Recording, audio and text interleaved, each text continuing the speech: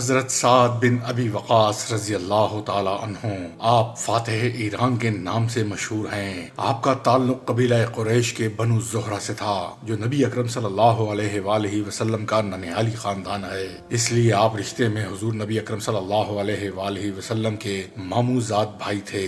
حمزہ بن عبد المطلب کی والدہ آپ کی سگی پھوپھی تھیں۔ ہجرت مدینہ سے 30 برس پہلے پیدا ہوئے۔ نزول وحی کے 7ویں روز ابو بکر صدیق رضی اللہ تعالی عنہ کی ترغیب دلانے پر مشرف با اسلام ہوئے اور عمر بھر نبی اکرم صلی اللہ علیہ وآلہ وسلم کے محافظ خصوصی یعنی پرسنل باڈی گارڈ کے فرائض انجام دیے۔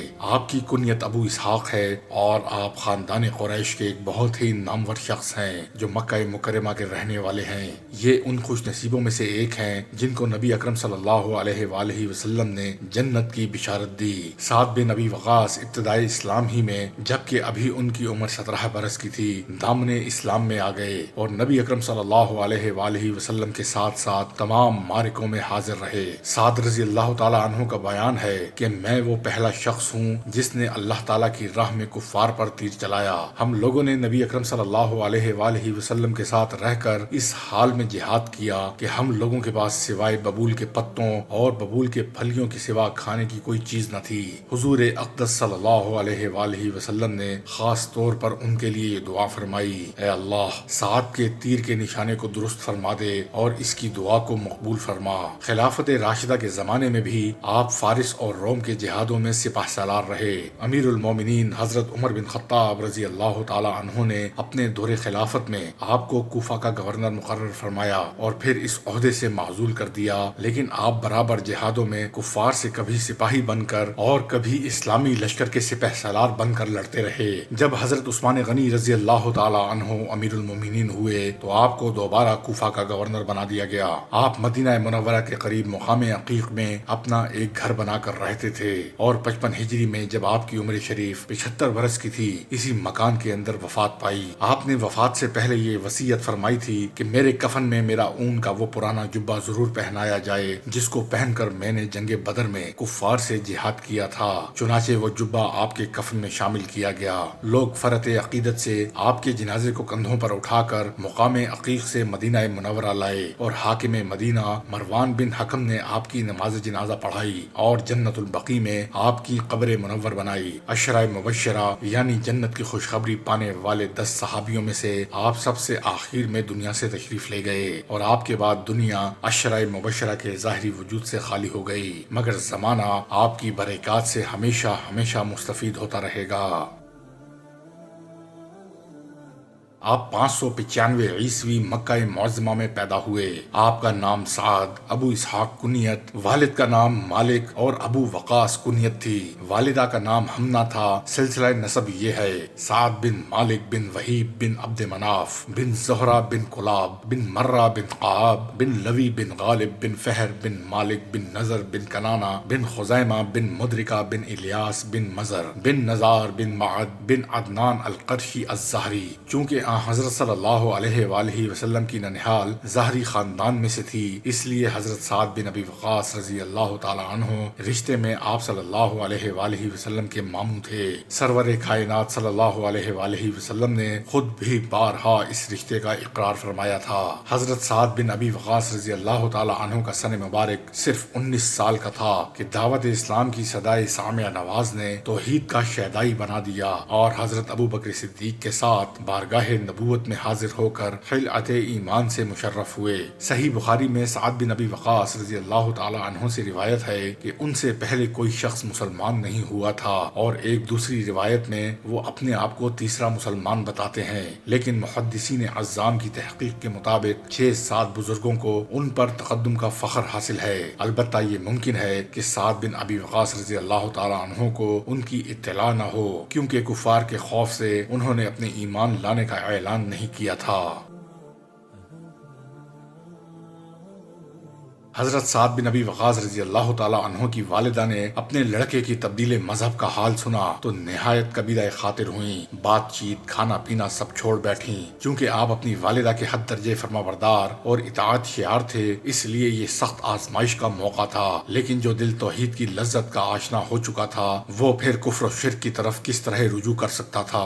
آپ کی والدہ مسلسل 3 دن تک بے آب و دانہ رہیں۔ خدا پاک کو یہ شان استقامت کچھ ایسی پسند آئی کہ تمام مسلمانوں کے لیے معصیت الہی میں والدین کے عدم اطاعت کا ایک قانون عام بنا دیا گیا۔ اسلام قبول کرنے کے بعد ہجرت نبوی صلی اللہ علیہ وآلہ وسلم تک مکہ مکرمہ میں ہی مقیم رہے۔ گو یہ سرزمین عام مسلمانوں کی طرح ان کے لیے مصائب و شدائد سے خالی نہ تھی، تاہم استقلال کے ساتھ ہر قسم کی سختیاں جھیلتے رہے۔ حضرت سعد بن ابی وقاص رضی اللہ تعالی عنہ کفار کے خوف سے عموماً مکہ مکرمہ کی ویران و سنسان گھاٹیوں میں چھپ کر معبود حقیقی کی پرستش اور عبادت فرمایا کرتے تھے۔ ایک دفعہ ایک گھاٹی میں چند صحابہ کرام کے ساتھ مصروف عبادت تھے، اتفاق سے کفار کی ایک جماعت اس طرف آ نکلی اور اسلام کا مذاق اڑانے لگی۔ حضرت سعد بن ابی وقاص اس بے بسی کی زندگی میں بھی جوش میں آ گئے اور اونٹ کی ہڈی اٹھا کر اس زور سے ماری کہ ایک مشرک کا سر پھٹ گیا۔ بیان کیا جاتا ہے کہ اسلام کی حمایت میں یہ پہلی خون ریزی تھی جو حضرت سعد بن ابی وقاص رضی اللہ تعالی عنہ کے ہاتھ سے عمل میں آئی۔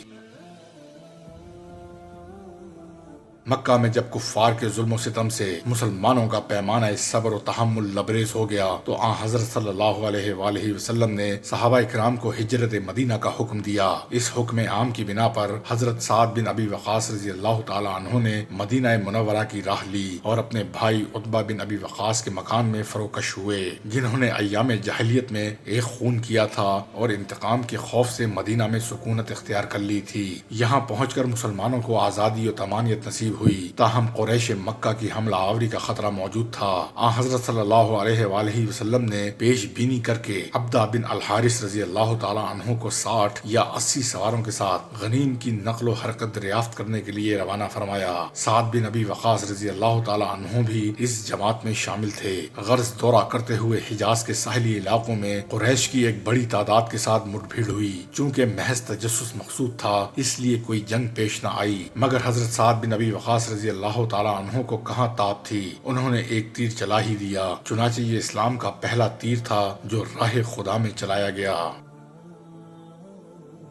دوسری مرتبہ خود سعد بن ابی وقاص رضی اللہ تعالی عنہ کی زیر قیادت 8 مہاجرین کی جماعت جاسوسی کے لیے روانہ ہوئی۔ چنانچہ یہ مقام خرار تک دورہ کر کے واپس آئے اور کوئی جنگ پیش نہ آئی۔ اس کے بعد عبداللہ بن جہش رضی اللہ تعالی عنہ کے ساتھ دشمن کی خبر گیری پر معمور ہوئے۔ آن حضرت صلی اللہ علیہ وآلہ وسلم نے حضرت عبداللہ بن جہش رضی اللہ تعالی عنہ کو ایک سربہ مہر فرمان دیا تھا کہ 2 روز سفر کرنے کے بعد کھول کر پڑھیں اور اس کی ہدایتوں پر عمل کریں۔ انہوں نے حسب ہدایت 2 روز کے بعد پڑھا تو اس میں لکھا تھا کہ مکہ اور طائف کے درمیان جو نخلستان ہے وہاں پہنچ کر قریش کی نقل و حرکت کا پتہ چلائیں۔ حضرت عبداللہ بن جہش نے اپنے ساتھیوں کو فرمان کا مضمون سنا کر کہا، میں کسی کو مجبور نہیں کرتا، جس کو شہادت منظور ہو وہ ساتھ چلے ورنہ واپس جا سکتا ہے۔ حضرت سعد بن ابی وقاص اور تمام دوسرے ساتھیوں نے جوش کے ساتھ اقرار کیا کہ وہ واپس جانے کے لیے نہیں آئے، لیکن کچھ دور جانے کے بعد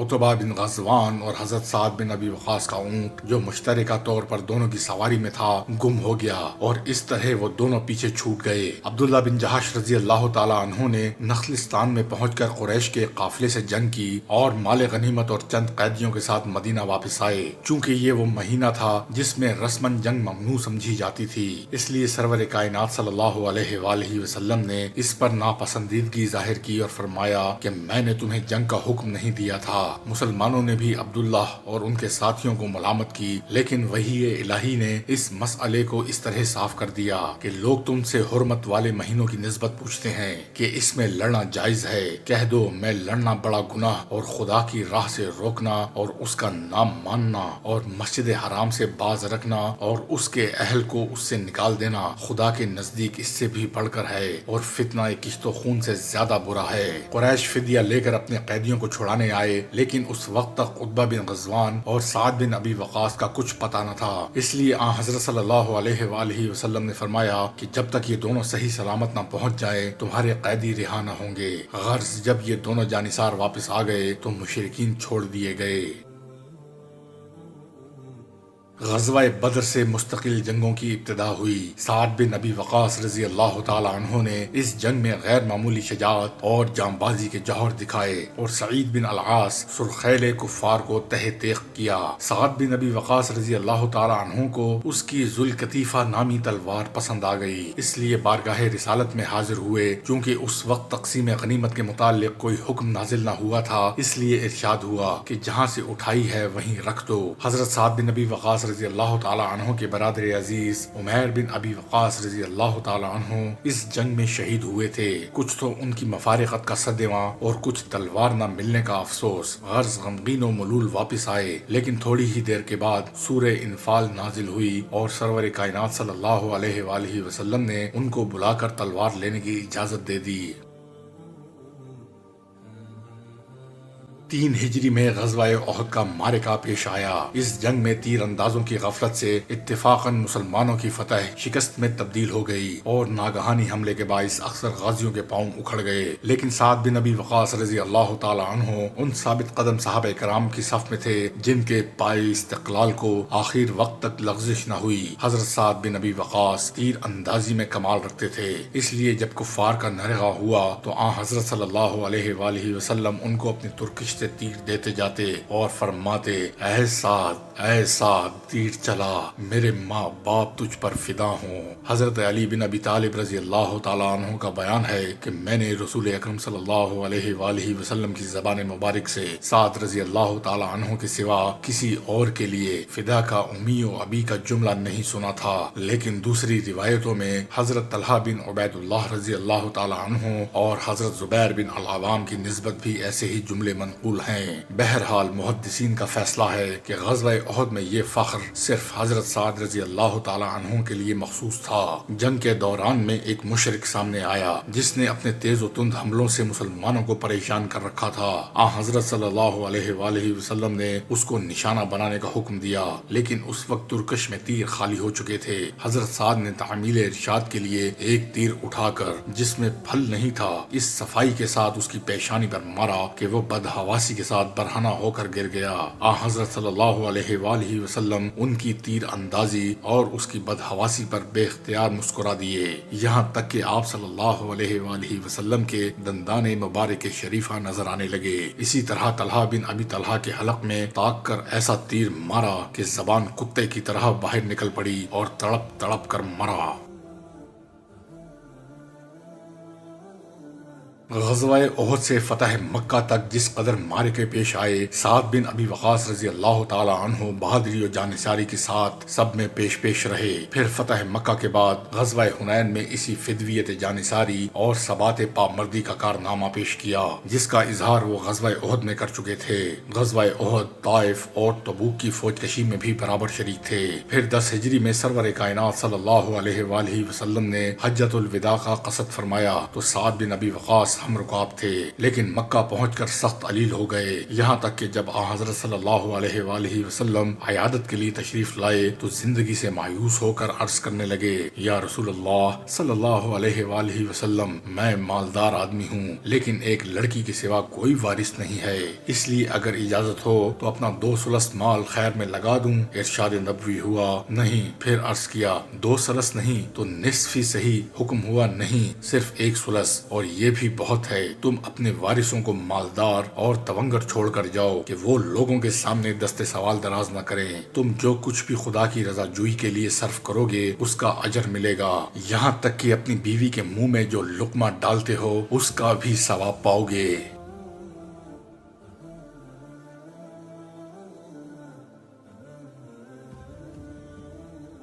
حضرت سعد بن ابی وقاص رضی اللہ تعالی عنہ کو مدینہ منورہ سے اس قدر محبت ہو گئی تھی کہ مکہ معظمہ میں مرنا بھی پسند نہ فرمایا۔ بیماری جس قدر طول کھینچتی جاتی اسی قدر ان کی بے قراری بڑھتی جاتی تھی۔ رسول اکرم صلی اللہ علیہ وآلہ وسلم نے اشک بار دیکھ کر پوچھا، روتے کیوں ہو؟ عرض کیا، معلوم ہوتا ہے کہ اسی سرزمین کی خاک نصیب ہوگی جس کو خدا اور رسول کی محبت میں ہمیشہ کے لیے ترک کر چکا تھا۔ حضرت صلی اللہ علیہ وآلہ وسلم نے تشفی تلفی دیتے ہوئے ان کے قلب پر ہاتھ رکھ کر 3 دفعہ دعا فرمائی، اے اللہ سعد کو صحت عطا کر، سعد کو صحت عطا کر۔ رسول اللہ صلی اللہ علیہ وآلہ وسلم کے دہن مبارک سے جو الفاظ نکلے تھے وہ اس مریض بستر مرگ کے لیے آب حیات ثابت ہوئے، یعنی آپ کی دعا مقبول ہوئی اور وہ صحیح و تندرست ہوئے۔ ساتھ ہی یہ بشارت سنائی کہ اے سعد، تم اس وقت تک نہ مرو گے جب تک تم سے ایک قوم کو نقصان اور دوسری قوم کو نفع نہ پہنچ جائے۔ یہ پشین گوئی عجمی فتوحات کے ذریعے پوری ہوئی جن میں عجم قوم نے آپ کے ہاتھوں سے نقصان اور عرب قوم نے فائدہ اٹھایا۔ مکہ سے واپس آنے کے بعد اسی سال رسول اکرم صلی اللہ علیہ وآلہ وسلم کا وصال ہوا اور حضرت ابو بکر صدیق سقیفہ بنی سعادہ میں کثرت آراء سے مسند نشین خلافت ہوئے۔ حضرت سعد بن ابی وقاص نے بھی جمہور کا ساتھ دیا اور خلیفہ اول کے ہاتھ پر بلا توقف بیعت کر لی۔ خلیفہ اول نے صرف 2.25 برس کی خلافت کے بعد داعی حق کو لبیک کہا اور فاروق اعظم کو جانشین کر کے رحلت گزین عالم جاویداں ہوئے۔ اس وقت اندرونی مہمات کا فیصلہ ہو کر شام و عراق پر فوج کشی کی ابتدا ہو چکی تھی۔ حضرت عمر بن خطاب رضی اللہ تعالیٰ عنہ نے مسند نشین ہونے کے ساتھ ہی تمام عرب میں جوش و خروش کی آگ بھڑکا دی اور ان حملوں کا انتظام زیادہ وسیع پیمانے پر قائم کر دیا۔ خصوصاً عراق کی فوج کشی پر سب سے پہلے توجہ کی، چونکہ سعد بن ابی وقاص کے آئندہ کارناموں کا تعلق تمام تر اسی سرزمین سے وابستہ ہے۔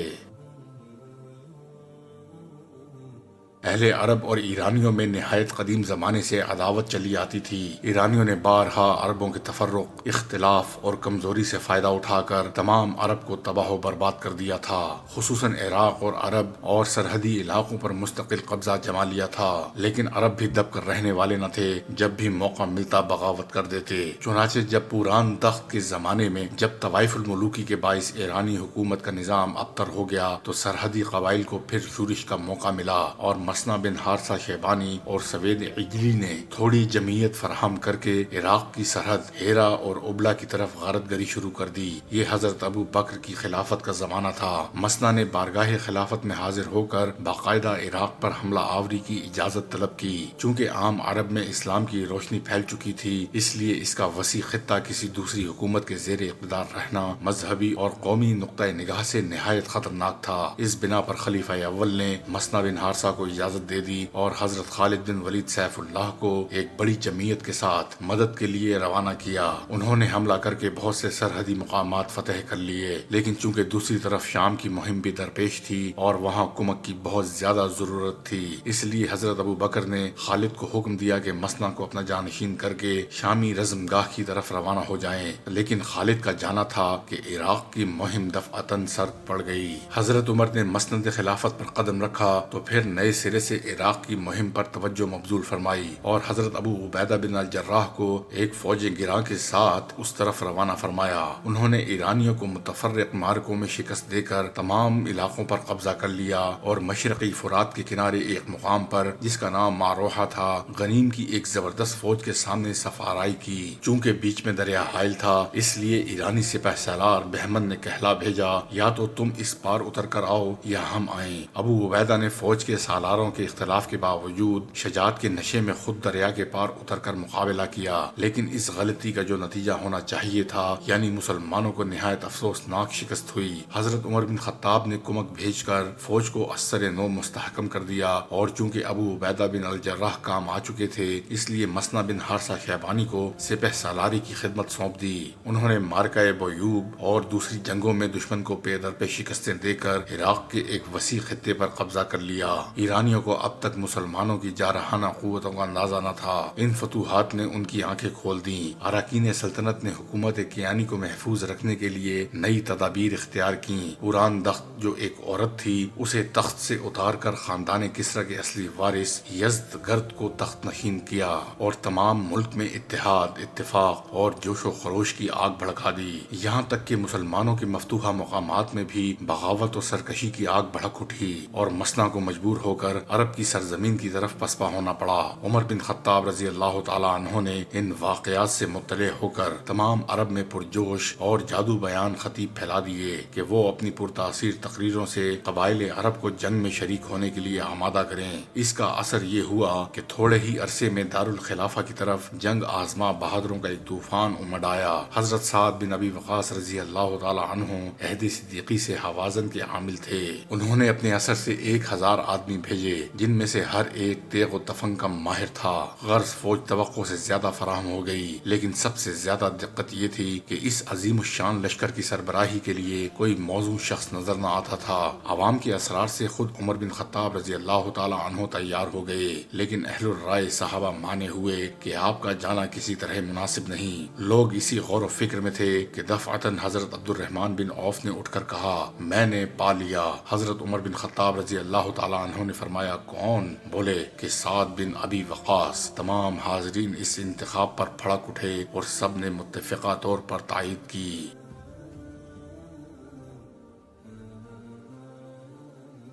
حضرت سعد بن ابی وقاص رضی اللہ تعالی عنہ نہایت بلند پایا صحابی اور رسول اکرم صلی اللہ علیہ وآلہ وسلم کے ماموں تھے۔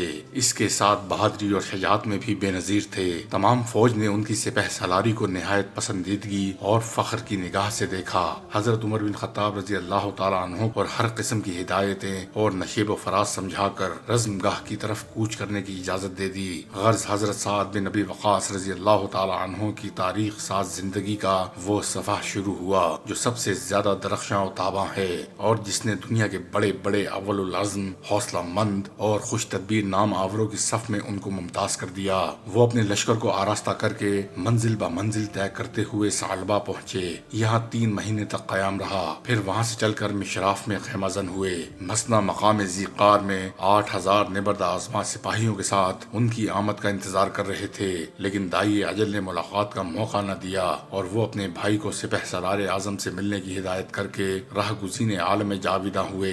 مسنہ کے بھائی معنا نے حسب ہدایت مشراف میں آ کر ملاقات کی، اور مسنہ نے جو ضروری مشورے دیے تھے سعد بن ابی وقاص رضی اللہ تعالی عنہ سے بیان کیے۔ سعد بن ابی وقاص نے مشراف میں اپنی فوج کا باقاعدہ جائزہ لیا، جو کم و بیش 30,000 ٹھہری۔ پھر میمنہ اور میسرہ وغیرہ کی تقسیم کر کے ہر ایک پر جدا جدا افسر مقرر کیے، اور مقام کا نقشہ، لشکر کا پھیلاؤ اور رسد کی کیفیت سے دربار خلافت کو مطلع کیا۔ وہاں سے حکم آیا کہ مشراف سے آگے بڑھ کر قادسیہ پر اس طرح مورچے جمائیں کہ پشت پر عرب کے پہاڑ ہوں اور سامنے دشمن کا ملک ہو۔ چنانچہ وہ یہاں سے روانہ ہو کر عزیب میں عجمیوں کے میگزین پر قبضہ کرتے ہوئے قادسیہ پہنچے اور مناسب موقعوں پر مورچے جما دیے۔ حضرت سعد بن ابی وقاص نے لڑائی شروع ہونے سے پہلے قبائل کے سرداروں میں سے 14 نامور اشخاص منتخب کیے، ان کو سفیر بنا کر مدائن روانہ کیا تاکہ شاہ ایران کو اسلام یا جزیہ قبول کرنے کی دعوت دیں۔ چنانچہ انہوں نے پہلے اسلام پیش کیا۔ طرفین میں بڑی رد و قد ہوتی رہی۔ آخر میں مسلمانوں نے کہا، اگر تم اسلام قبول نہیں کرتے تو ہم اپنے نبی کی پیشن گوئی یاد دلاتے ہیں کہ ایک دن تمہاری زمین ہمارے تصرف میں آ جائے گی۔ مسلمانوں کی صاف بیانی پر غضبناک ہو کر دلیری سے ہاتھ میں خاک اٹھا کر کہا، تم کو یہ خاک ملے گی۔ عمرو بن سعد کرب نے اس کو اپنی چادر میں لے لیا اور سعد بن ابی وقاص کے پاس پہنچے اور ان کے سامنے رکھ کر کہا، فتح مبارک ہو، دشمن نے خود اپنی زمین ہم کو دے دی ہے۔ غرض سفرا واپس آ گئے اور جنگ کی تیاریاں شروع ہو گئیں۔ اجمی سپہ سالار رستم نے بھی جو صابات میں مقیم تھا اپنی فوج کو آگے بڑھا کر قادسیہ میں ڈیرے ڈالے۔ رستم کی فوجیں قادسیہ پہنچی تو حضرت سعد بن ابی وقاص رضی اللہ تعالی عنہ نے ہر طرف جاسوس پھیلا دیے کہ دشمن کی نقل و حرکت سے ہر وقت مطلع کرتے رہیں۔ نیز غنیم کی فوج کا رنگ ڈھنگ، لشکر کی ترتیب اور پڑاؤ کی حالت دریافت کرنے کے لیے فوجی افسر متعین کر دیے۔ اس میں کبھی کبھی دشمن کا سامنا بھی ہو جاتا۔ چنانچہ ایک دفعہ رات کے وقت غنیم کے کیمپ میں گشت کر رہے تھے، ایک جگہ ایک بیش بہا گھوڑا بندھا ہوا دیکھا، تلوار سے باگ کاٹ کر اپنے گھوڑے کی باگ ڈور سے اٹکا لی۔ لوگوں نے ان کا تعاقب کیا تو ایک سپاہی کو قید کر کے لڑتے بھڑتے صاف نکل آئے۔ قیدی نے حضرت سعد رضی اللہ تعالی عنہ کے سامنے آ کر اسلام قبول کیا اور عجمی فوج کے بہت سے اسرار بیان کیے۔ عرصے تک صرف اسی قسم کی جھڑپیں ہوتی رہیں اور کوئی باقاعدہ جنگ پیش نہ آئی۔ رستم قصداً جنگ سے جی چراتا تھا۔ اس نے ایک دفعہ پھر صلح کی کوشش کی اور حضرت سعد نے اس کی خواہش پر متعدد سفارتیں دعوتیں روانہ کیں۔ آخری سفارت میں مغیرہ رضی اللہ تعالیٰ عنہ بھیجے گئے، لیکن مصالحت کی کوئی صورت نہ نکلی۔ رستم کو ناکامی ہوئی تو اس نے غضبناک ہو کر کہا، کل تمہیں تہ و بالا کر ڈالوں گا۔ مغیرہ نے واپس آ کر رستم کا مقولہ بیان کیا تو حضرت سعد نے بھی جوش و خروش کے ساتھ مسلمانوں کو تیاری کا حکم دے دیا۔ رستم اس قدر غضبناک تھا کہ اس نے اسی وقت فوج کو کمر بندی کا حکم دے دیا اور دوسرے روز صبح کے وقت درمیان کی نہر عبور کر کے میدان جنگ میں صف آرا ہوا۔ دوسری طرف حضرت سعد بن ابی وقاص کا لشکر بھی تیار تھا۔ مشہور شعراء اور پرجوش خطیب رزمیہ اشعار اور جادو اثر تقریروں سے تمام بہادر سپاہیوں کی جذبات کو بھڑکا رہے تھے۔ اس کے ساتھ قاریوں کی خوش الہانی اور جہاد کی آیتوں نے جنت کے عاشقوں کو بیتاب کر رکھا تھا۔ حضرت سعد بن ابی وقاص نے قاعدے کے مطابق اللہ اکبر کے 3 نعرے بلند کیے اور چوتھے پر جنگ شروع ہو گئی۔ گو وہ خود عرق النساء کے عارضے میں مبتلا ہونے کے باعث عام فوج کا ساتھ نہ دے سکے اور خالد بن ارطفا کو قائم مقام کر کے میدان جنگ کے قریب جو قصر تھا اس کے بالا خانے پر رونق افروز ہوئے۔ تاہم فوج کو لڑاتے خود تھے، یعنی جس وقت جو حکم دینا مناسب سمجھتے پرچوں پر لکھ کر اور گولیاں بنا کر خالد کی طرف پھینکتے جاتے اور خالد انہی ہدایات کے مطابق لڑائی کا اسلوب بدلتے جاتے تھے۔ ایک دفعہ ایرانی ہاتھیوں کے ریلے سے مسلمانوں کے قبیلے بجیلا کے سواروں کے پاؤں اکھڑ گئے۔ حضرت سعد نے یہ رنگ دیکھ کر فوراً قبیلہ اسد کو حکم بھیجا کہ بجیلا کو مدد پہنچائے۔ پھر جب اس کالی آندھی نے اس طرف کا رخ کیا تو قبیلہ تمیم کو، جو نیزہ بازی اور تیر اندازی میں کمال رکھتے تھے، کہلا بھیجا کہ تمہارا کمال ہاتھیوں کے مقابلے میں کیا ہوا؟ یہ سن کر انہوں نے اس جوش سے تیر برسائے کہ دفتن جنگ کا نقشہ بدل گیا۔ غرض تمام دن اسی زور کا رن پڑا رہا۔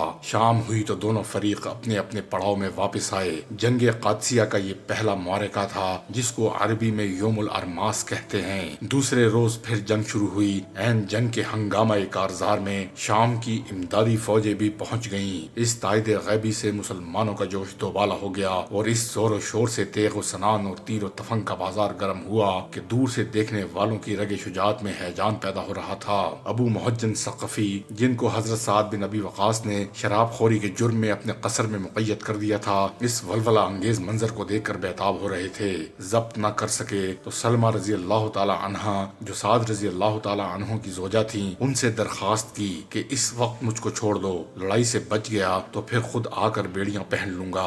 حضرت سعد کی زوجہ نے انکار کر دیا تو حسرت کے ساتھ یہ اشعار پڑھنے لگے، ساقیہ اس سے بڑھ کر کیا غم ہوگا کہ سوار نیزے بازیاں کر رہے ہیں اور میں زنجیر میں بندھا پڑا ہوں۔ جب میں کھڑا ہونا چاہتا ہوں تو زنجیر باغ کھینچ لیتی ہے اور دروازے اس طرح سامنے بند کر دیے جاتے ہیں کہ پکارنے والا پکارتے پکارتے تھک جاتا ہے۔ ان اشعار سے سلمہ رضی اللہ تعالی عنہا نے متاثر ہو کر ان کی بیڑیاں کاٹ دیں اور ابو محجن ثقفی حضرت سعد بن ابی وقاص کے گھوڑے پر سوار ہو کر جنگ کی دہکتی ہوئی آگ میں کود پڑے اور ان لوگوں کو اپنی شجاعت و جانبازی سے متحیر کر دیا۔ حضرت سعد بن ابی وقاص بھی حیران تھے کہ یہ بہادر کون ہے۔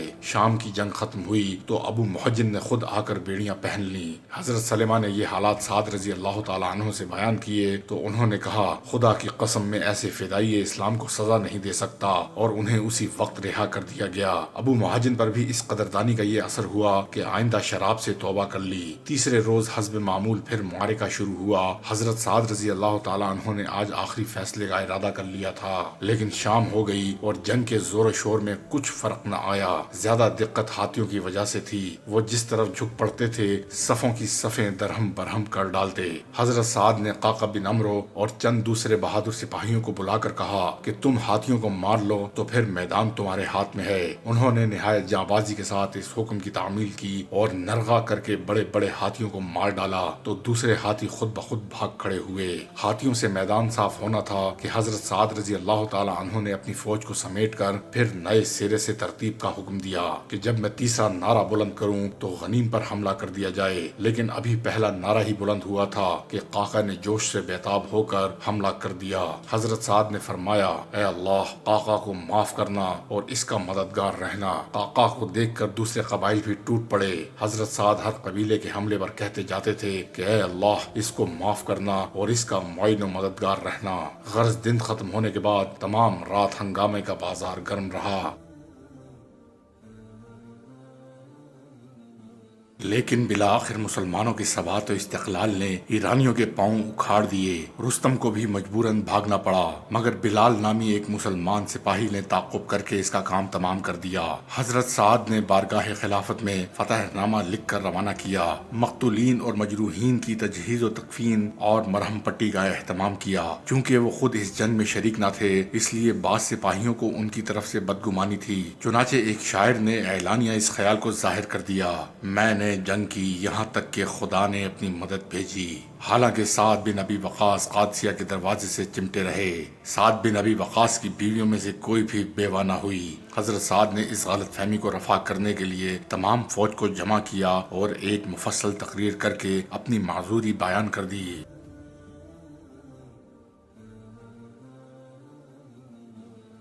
حضرت سعد بن ابی وقاص رضی اللہ تعالی عنہ نے معرکہ قادسیہ کے بعد 15 ہجری میں تمام عراق کو عرب کے زیر نگیں کرنے کا تہیہ کر لیا۔ ایرانی بابل میں پناہ گزین تھے، اس لیے سب سے پہلے اس طرف بڑھے۔ انہوں نے خود اجمیوں پر اس قدر روب بٹھا دیا تھا کہ راہ میں بڑے بڑے سرداروں نے پیشوائی کر کے صلح کر لی اور بابل تک موقع بموقع پل تیار کروا دیے تاکہ اسلامی فوجیں آسانی کے ساتھ گزر جائیں۔ بابل پہنچ کر سعد بن ابی وقاص رضی اللہ تعالی عنہ نے ایک ہی حملے میں اس کو فتح کر لیا اور خود یہاں قیام کر کے قبیلہ زہرہ کی ماتحتی میں کچھ فوجیں دے کر آگے روانہ ہو گئے۔ سعد رضی اللہ تعالی عنہ نے کوسی پہنچ کر دم لیا اور وہاں کے رئیس شہریار کو قتل کر کے شہر پر قبضہ کر لیا۔ کوسی ایک تاریخی مقام تھا، ابراہیم علیہ السلام کو نمرود نے یہیں قید کیا تھا، چنانچہ قید خانے کی جگہ اس وقت تک محفوظ تھی۔ حضرت سعد بن ابی وقاص رضی اللہ تعالی عنہ نے بابل سے تشریف لائے تو اس کی زیارت کو گئے اور وہاں درود پڑھ کر یہ آیت پڑھی، وَتِلْكَ الْأَيَّامَ نَدَاوِلُهَا بَيْنَ النَّاسِ۔ کوسی سے آگے بڑھ کر پایا تخت کے قریب ایک مستحکم مقام بحرہ شیر تھا۔ اس نام کی وجہ یہ تھی کہ یہاں خاص کسریٰ کا شکاری شیر رہتا تھا۔ سعد بن ابی وقاص کا لشکر جب اس شہر کے قریب پہنچا تو شیر کو مقابلے کے لیے چھوڑ دیا گیا۔ اس شیر نے اسلامی شیروں پر حملہ کر دیا، لیکن سعد بن ابی وقاص رضی اللہ تعالی عنہ کے بھائی ہاشم رضی اللہ تعالی عنہ نے، جو ہراول کے سالار تھے، اس صفائی سے اس کو تلوار ماری کہ وہ شیر وہیں ڈھیر ہو گیا۔ حضرت سعد بن ابی وقاص نے اس بہادری پر خوش ہو کر ان کی پیشانی چوم لی اور انہوں نے ان کے قدموں کو بوسہ دیا۔ بحیرہ شیر کا کامل 2 ماہ تک محاصرہ رہا اور اس اثنا میں متعدد ہولناک جنگیں ہوئیں، لیکن نتیجہ کچھ برآمد نہ ہوا۔ ایک روز خود ایرانی فوجیں تنگ آ کر جوش و خروش کے ساتھ قلعے سے باہر نکلیں اور دیر تک شجاعت سے لڑتی رہیں۔ اس حالت میں ان کا سپہ سالار شہر بزاز، جو نہایت بہادر فوجی تھا، ایک مسلمان کے ہاتھ سے مارا گیا۔ اس کا مقتول ہونا تھا کہ اجمی فوجیں بھاگ کھڑی ہوئیں اور شہر والوں نے صلح کا پیغام بھیجا۔ بحیرہ شیر اور مدائن، جو کسریٰ کا پایہ تخت تھا، اس کے درمیان دریائے دجلہ حائل تھا۔ ایرانیوں نے مسلمانوں کے خوف سے جہاں جہاں پل تھے توڑ کر بیکار کر دیے، لیکن حضرت سعد بن ابی وقاص کی اول العزمی کے آگے دنیا کی کوئی چیز حائل نہیں ہو سکتی تھی۔ انہوں نے اہل فوج کو مخاطب کر کے کہا، برادران اسلام، دشمن نے ہر طرف سے مجبور ہو کر دریا کے دامن میں پناہ لے لی ہے، آؤ اس کو بھی تیر جائیں تو پھر مطلع صاف ہے۔ یہ کہہ کر گھوڑا دریا میں ڈال دیا۔ سپہ سالار اعظم کی جانبازی دیکھ کر تمام فوج نے بھی جوش و خروش کے ساتھ گھوڑے دریا میں ڈال دیے اور باہم باتیں کرتے ہوئے دوسرے کنارے پر جا پہنچے۔ ایرانی اس عجیب و غریب جوش و استقلال کا منظر دیکھ کر دیوان آمند کہتے ہوئے بھاگے، تاہم سپہ سالار حرز تھوڑی سی فوج کے ساتھ جمع رہا اور دریا سے نکلنے پر مزاحم ہوا، لیکن مسلمانوں نے ان کو کاٹ کر ڈھیر کر دیا اور مدائن پہنچ کر شاہی محلات پر قبضہ کر لیا۔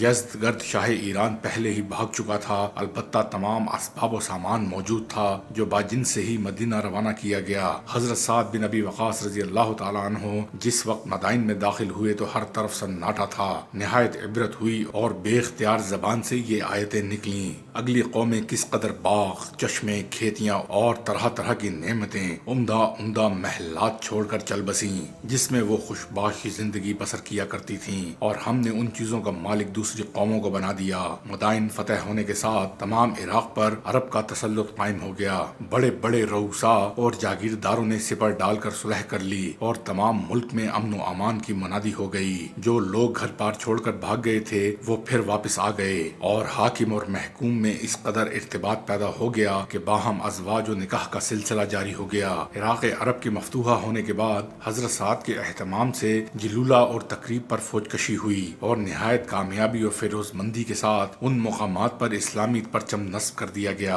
اس کے بعد حضرت سعد نے دربار خلافت سے آگے بڑھنے کی اجازت طلب کی تو جواب آیا کہ دولت و حکمرانی کے مقابلے میں مجھے ایک ایک سپاہی کا خون زیادہ محبوب ہے۔ کاش ہمارے اور اجمیوں کے درمیان سد سکندری حائل ہوتی کہ نہ ہم ان کی طرف بڑھتے اور نہ وہ ہم پر حملہ آور ہوتے۔ غرض سر دست اسی پر اتفاق کر کے ممالک مفتوحہ کا نظم و نسق اپنے ہاتھ میں لے لو۔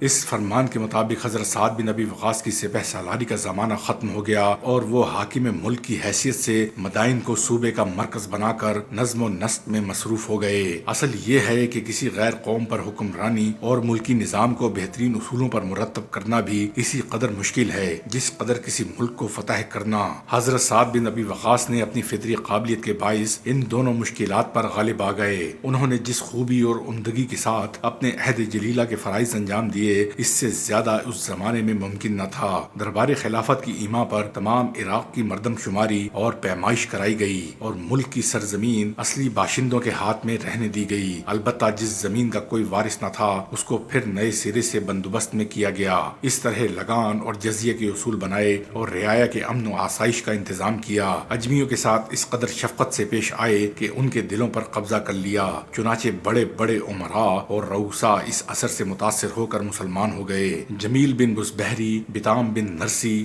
رفیل اور فیروز وغیرہ جو عراق کے مشہور رؤسا تھے خود بخود مسلمان ہو گئے۔ اس طرح دیلم کی 4000 فوج جو شاہی رسالے کے نام سے موسوم تھی حلقہ بگوش اسلام ہوئی۔ حضرت سعد بن ابی وقاص نے ایک عرصے تک مدائن میں قیام کرنے کے بعد محسوس کیا کہ یہاں کی آب و ہوا نے اہل و عرب کا رنگ و روپ بالکل بدل دیا ہے۔ حضرت عمر بن خطاب کو اس سے مطلع کیا تو حکم آیا کہ عرب کی سرحد میں کوئی مناسب سرزمین تلاش کر کے ایک نیا شہر وہاں بسائیں اور عربی قبائل کو آباد کر کے اس کو مرکز حکومت قرار دیں۔ سعد بن ابی وقاص نے اس حکم کے مطابق مدائن سے نکل کر ایک موزوں جگہ منتخب کر کے کوفہ کے نام سے ایک وسیع شہر کی بنیاد ڈالی۔ عرب کے جدا جدا قبیلوں کو جدا جدا محلوں میں آباد کیا۔ وسط شہر میں ایک عظیم الشان مسجد بنوائی جس میں تقریباً 40,000 نمازیوں کی گنجائش رکھی گئی۔ مسجد کے قریب ہی بیت المال کی عمارت اور اپنا محل تعمیر کروایا جو قصر سعد بن ابی وقاص کے نام سے مشہور تھا۔ کچھ دنوں کے بعد بیت المال میں چوری ہو گئی۔ سعد بن ابی وقاص رضی اللہ تعالی عنہ نے اس کی رپورٹ دارالخلافہ میں بھیج دی تو حکم آیا کہ بیت المال کو مسجد سے ملا دیا جائے تاکہ ہر وقت نمازیوں کی آمد و رفت سے خزانہ محفوظ رہے۔ چنانچہ انہوں نے روزبہ نام کے ایک مشہور پارسی معمار کو بلا کر یہ خدمت سپرد کر دی۔ اس نے نہایت خوش اسلوبی کے ساتھ بیت المال کی عمارت کو بڑھا کر مسجد سے ملا دیا۔ حضرت سعد نے اس کی کاریگری کی بڑی قدر کی اور خوش ہو کر اس کو دارالخلافت بھیج دیا جہاں ہمیشہ کے لیے اس کا وظیفہ مقرر ہو گیا۔ حضرت سعد بن ابی وقاص کا قصر چونکہ وسط بازار میں تھا اس لیے شور و شغب کے ساتھ باہم گفتگو کرنا بھی دشوار تھی۔ انہوں نے اس سے بچنے کے لیے قصر کے سامنے ایک ڈیوڑی بنوائی اور اس میں پھاٹک لگوا دیا۔ بارگاہ خلافت میں اس ڈیوڑی کی اطلاع پہنچی تو اس خیال سے کہ اہل حاجت کے لیے یہ سد راہ نہ ہو جائے حضرت محمد بن مسلمہ رضی اللہ تعالیٰ عنہ کو حکم ہوا کہ کوفہ جا کر اس میں آگ لگا دیں۔ چنانچہ اس حکم کی تعمیل ہوئی لیکن حضرت سعد بن ابی وقاص نے کوئی رد عمل ظاہر نہ کیا اور خاموشی سے دیکھتے رہے۔ کوفہ میں دراصل عمر بن خطاب رضی اللہ تعالیٰ عنہ نے ایک فوجی چھاونی قائم کی تھی جہاں تقریباً 1,00,000 نبرد آزما سپاہی بسائے گئے تھے۔ ان کو عالی قدر مراتب تنخواہیں دی جاتی تھیں۔ تنخواہ کی تقسیم کا طریقہ یہ تھا کہ 10 سپاہیوں پر افسر مقرر ہوتے جو امراء الاشار کہلاتے تھے۔ تنخواہیں ان کو دی جاتی تھیں اور پھر وہ یہ تنخواہ اپنے ماتحت سپاہیوں کو تقسیم کر دیتے تھے۔ ایک دفعہ امراء اشار نے تنخواہوں کی تقسیم میں بے اعتدالی کی اور اس کی وجہ سے فوج میں برہمی کے آثار نمایاں ہوئے۔ حضرت سعد بن ابی وقاص نے فوراً دربار خلافت کو اس واقعے سے مطلع کیا اور فرمان خلافت کے مطابق اور دوبارہ تحقیق کے ساتھ لوگوں کے عہدے اور وظیفے مقرر کیے۔ اس دفعہ 10 کی بجائے 7 سپاہیوں پر ایک ایک افسر متعین کیا گیا۔ شام کی اسلامی فوجوں نے حمص پر چڑھائی کی تو اہل جزیرہ ایک جمعیت عظیم کے ساتھ رومیوں کی مدد کے لیے روانہ ہوئے، لیکن حضرت سعد بن ابی وقاص رضی اللہ تعالیٰ عنہ نے جو ملک کے اندرونی سرحدی واقعات سے ہر وقت باخبر رہتے تھے ایک فوج گراں بھیج کر ان کو وہیں روک لیا اور آگے بڑھنے نہ دیا۔ 21 ہجری میں ایرانیوں نے عراق عجم میں نہایت عظیم الشان جنگی تیاریاں کی اور مسلمانوں کو ان کے مفتوحہ ممالک سے نکال دینا چاہا۔ حضرت عمر بن خطاب نے ان تیاریوں کا حال سنا تو تمام فوجی مراکز میں اسلامی فوج کو بھی آراستہ کرنے کے احکام صادر کیے۔ کوفہ سب سے بڑا مرکز تھا۔ حضرت سعد بن ابی وقاص رضی اللہ تعالی عنہ نے نہایت اہتمام کے ساتھ تیاریاں شروع کی اور دربار خلافت کی ایما سے نعمان بن مقرن رضی اللہ تعالی عنہ کو، جو پہلے ان کی ماتحتی میں افسر مال تھے، اس فوج کا امیر العسکر مقرر کیا۔ لیکن یہاں ایک جماعت ایسی پیدا ہو گئی تھی جو قصداً جنگ سے جی چراتی تھی اور کہتی تھی کہ بصرہ والوں نے خواہ مخواہ فارس والوں پر حملہ کر کے یہ لڑائی مول لی ہے۔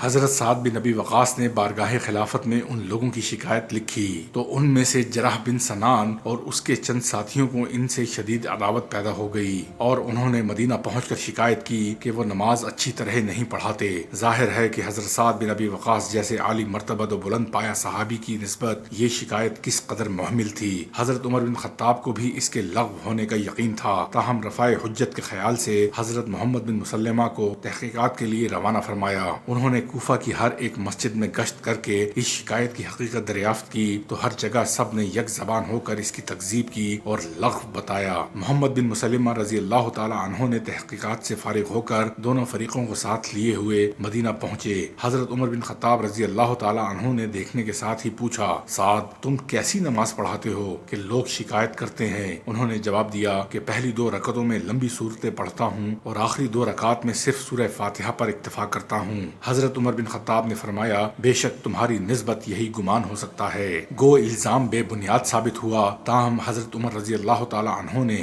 کہ ایک جماعت مخالفت پر آمادہ ہو گئی ہے، ان کو اس عہدے سے سبکدوش کر دینا ہی مناسب سمجھا۔ چنانچہ حضرت سعد بن ابی وقاص جن کو اپنا جانشین بنا کر آئے تھے، حضرت عمر بن خطاب نے انہی کو مستقل کر دیا اور ان کو دوبارہ واپس جانے کی زحمت نہ دی۔ حضرت سعد بن ابی وقاص رضی اللہ تعالی عنہ کو اپنے اوپر اس بےہودہ الزام کے قائم ہونے کا نہایت افسوس تھا۔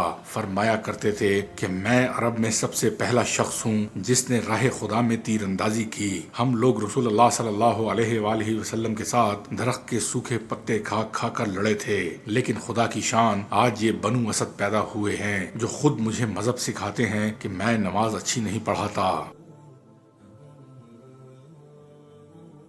23 ہجری میں حضرت عمر بن خطاب رضی اللہ تعالی عنہ نے ایک مجوسی غلام کے ہاتھ سے شہادت پائی۔ حالت نزاع میں لوگوں نے خلیفہ نامزد کرنے کی طرف توجہ دلائی تو انہوں نے اس منصب کے لیے 6 آدمیوں کے نام پیش کیے۔ ان میں ایک حضرت سعد بن ابی وقاص بھی تھے اور فرمایا کہ اگر وہ خلافت کے لیے منتخب نہ ہو سکیں تو جو منتخب ہو اسے چاہیے کہ ان کی خدمات سے فائدہ اٹھائے، کیونکہ میں نے انہیں کسی کمزوری یا خیانت کی وجہ سے معطل نہیں کیا۔